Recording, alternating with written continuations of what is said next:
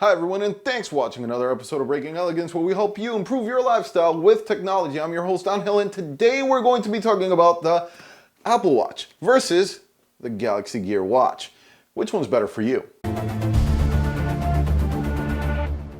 So, what's better than these two watches? Well, I can tell you what. Watching the next episode of Breaking Elegance, of course, so go ahead and smash the subscribe button below. Follow us over on Facebook, Twitter, and Instagram. And there's something really cool. There's a bell notification that you should go ahead and hit right below. Go ahead and do that. Now let's jump right in. So I finally got my hands on the Apple Watch Series 4. I really want to compare this thing to the Samsung Galaxy Watch. This is the aluminum gold series, which actually the aluminum aims more for a rose gold color versus the gold stainless steel, which I really wanted to get my hands on. But this is the only thing I could actually find on hand, and I wanted to see how well would it look with different bands other than this pink band that comes with the watch. I don't have anything against pink, but it's not a color I would probably ever wear. Rose gold is one I would. I don't really have a problem with that. Let's take a look at this band for a second. Definitely a nice band, especially if you do like pink, especially girls out there that like pink. Guys, some guys actually like pink.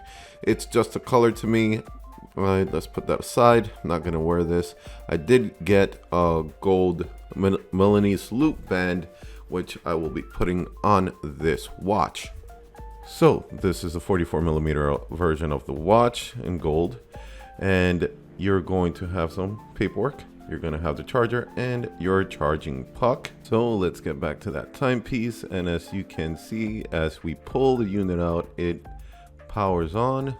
I really can't wait to get this thing paired up to my iPhone XS Max so I can finally get to the testing and compare it to the Samsung Galaxy Watch. These two guys have a lot in common, but also a lot of things that are completely different because of the ecosystems they reside in. But with that aside, let's go ahead and take a look at these bands. So I did get this Milanese gold loop band, and I want to make sure that it actually does match this watch. And as you can see, it does look beautiful, but I am noticing that it does look a little bit of a different tone. The band does have a tiny little bit of a difference. It's not quite as rose gold as the actual watch. So let's get a side-by-side comparison of the Galaxy Watch and the actual Apple Watch and see how they stack up next to each other. So as you can see here, the Galaxy Watch looks more sporty. It has that bigger bezel, and the Apple Watch looks very elegant, especially in this color. Now, let's go ahead and get this Apple Watch paired to my XS Max. So I do need to give kudos to Apple. They just make it so extremely easy to work with their devices. The second that I pulled out the XS Max, I automatically knew that I wanted to pair my Apple Watch to my phone, and it automatically popped up with this message. Not that I want to say anything against Samsung, because my Samsung watch did automatically pick up on my Samsung device. I don't think that's the case if you had something else other than a Samsung device, but Apple just makes it extremely easy to work with their devices. It's so simple and straightforward. I don't really need to go into much explanation. I am going to get through this, and I'll be back with the continuation of the comparison. So here we have two of the major smartwatches for 2018. On the left, we have the Apple Watch, and on the right, we have the Galaxy Watch. Now, both of these devices do share very similar functionality, but on the inside, they're very different on how they get these things done.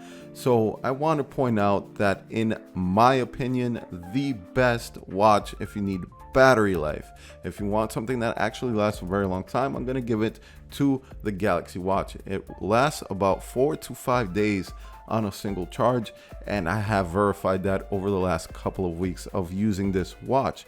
And I really do like the design on this watch with the round face. It has a very exceptional build quality, and I really do like this watch. So the Galaxy Watch actually is really well put together, and the operating system running on the watch is pretty sleek and nice. It is not Android, it is actually running on Tizen, which is Samsung's proprietary operating system, and they did a really good job with this watch because it has built-in tracking for almost anything, just like the Apple Watch, but it handles it in a completely different manner. For example, this is the sleep tracker and it's built into the watch, and Apple doesn't have this built into the watch. Instead, you need to download like a third-party app, and here you could add different workouts and have these different displays and screens that makes it really easy to get to certain things that you might want to do, because they're applied as separate like screens, or you might even call them widgets that you could scroll through. And that's a really easy, fluid way of getting through different applications on your watch. So I really have to give it to Samsung for doing this, because Apple has their own way of implementing it. I'm not going to bash on it. I actually do like how they did it, but when you're using this thing for tracking different activities and tracking health, the actual Galaxy watch does a very good job of that, and it feels more like a fitness tracker than anything else. It also looks like a more sporty type of device when it comes to that. And here you could also get an activity view for over the last week, which I couldn't find in the Apple Watch. But you could always go ahead and open up your phone if it's near you and get those logs. So certain little things and quirks that you will be able to get on the Galaxy Watch that you don't easily have access to on your Apple Watch. So putting that aside, let's go ahead and take a closer look at the activity tracker on the phone when it comes to the Galaxy.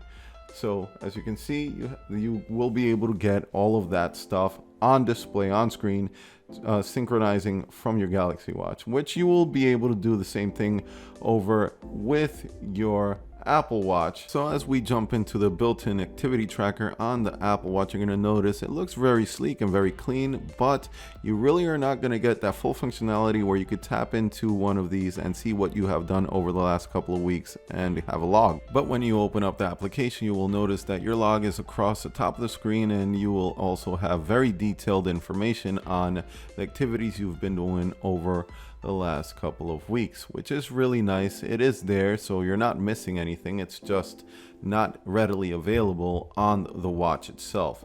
Is that a deal breaker for some people? Maybe. For me, it really isn't, but I do like how Samsung approached this and made it a more untethered experience. But right now, let's go ahead and jump into the sleep application that you can actually add to your Apple Watch, because it doesn't actually have a built-in application to track your sleep, but it actually could do this.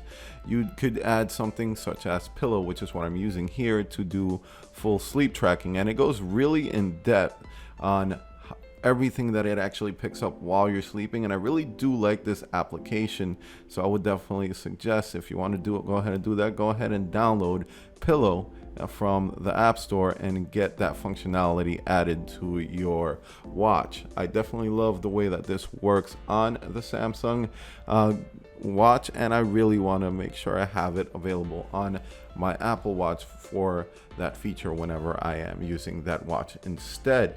Now, with that said, I don't have much else to go into when it comes to these watches, except I do want to make clear that if you want an Apple Watch, you do need to stick to the Apple ecosystem and have an iPhone. With the Samsung watch, you should be able to use it with any Android device, and including the iPhone, with limited use, because the iPhone has its operating system iOS locked down so much that some of the features will not be fully available on the iPhone.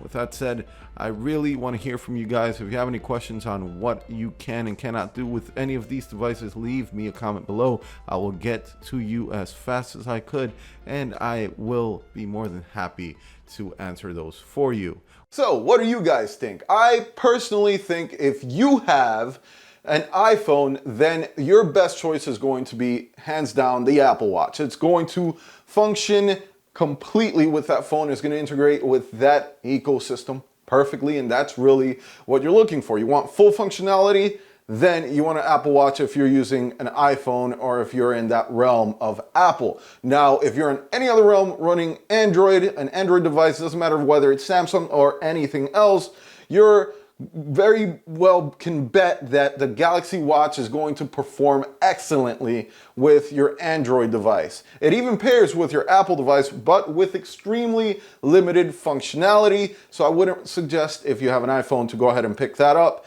But Android, by all means, that's probably one of the best mobile devices, mobile wearable devices you can get on the market right now. Not to say anything negative about Android Wear. I don't currently have an Android Wear watch. I did originally have the Huawei watch, and I love that watch, but the functionality versus my old Huawei watch to the Galaxy lineup is just night and day. Now, that said, I haven't tried anything Android Wear lately, and I would like to look into that very soon. I'll see if I can somehow get my hands on one so I can give it a full comparison to the Galaxy Watch. If you want to see that, go ahead and leave me a comment below. With that said, if you guys enjoyed this video, go ahead and smash the subscribe button below, hit it, do whatever you want with it. There's also a bell notification down there, and follow me over on Facebook, Twitter, and Instagram so we can get together on those platforms as well. And like always, you guys have a great one.